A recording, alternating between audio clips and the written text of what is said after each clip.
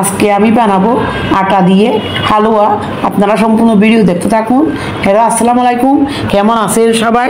আশা করি সবাই ভালো আছেন। আলহামদুলিল্লাহ আমি ভালো আছি।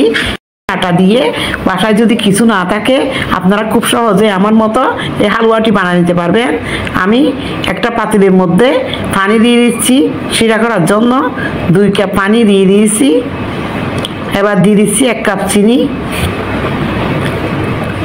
এবার দিয়ে দিচ্ছি 2টা তেজপাতা, 2 টুকরা ডালচিনি, 2টা এলাচ। এবার আমি শিরা করে নিচ্ছি।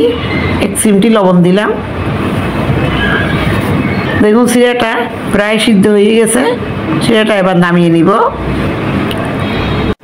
এবার একটা প্যানের মধ্যে রান্নার রেগুলার তেল 1 কাপ দিয়ে দিচ্ছি। আটাটা ভেজে নিব। এবার 1 কাপ আটা দিয়ে দিয়েছি। আপনারা বাটার অথবা ঘি দিয়েও এই আটাটা ভেজে নিতে পারেন।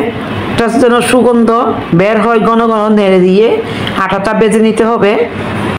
নেড়ে দিতে দিতে আটার গন্ধ যখন চলে যাবে তখন হালুয়াটা খেতে ভালো লাগবে। আটাটা ভাজা হয়ে গেছে। এবার আমি চীনাবাদাম আগে থেকে ভেজে রেখেছিলাম। আমি কিছু চীনাবাদাম দিয়ে দিয়েছি, সম পরিমাণ কিছু কিশমিশও দিয়ে দিয়েছি। এটাও একসাথে ভেজে নিয়েছি। এবার শিরা যে আমি আগে থেকে করে রেখেছিলাম এগুলো দিয়ে দিলাম। এবার ঘন ঘন নেড়ে দিয়ে হালুয়াটা বানিয়ে নিচ্ছি। এবার দিয়ে দিব ফুড কালার। আমি এখানে পানি দিয়ে মিক্স করে ফুড কালারটা বানিয়ে নিয়েছি। আপনাদের যাদের ভালো লাগবে না তারা স্কিপ করবে।